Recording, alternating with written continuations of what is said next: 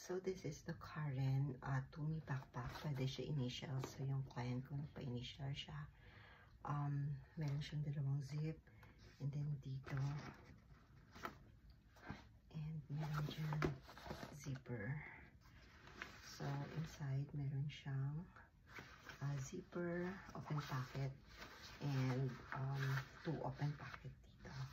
And then sa next, meron siyang for laptop. So pwedeng fit yung up to 15 inches laptop kasi yung dimensions niya is laptop dimension 16.75 by 11. So pwede.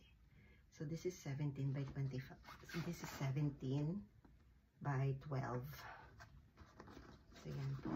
Kung gusto nyo ng laptop na makafit sa 15 to 15 inches.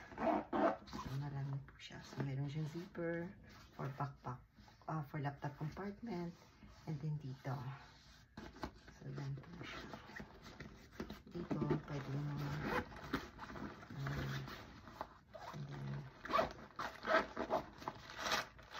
so maganda din siya pang travel.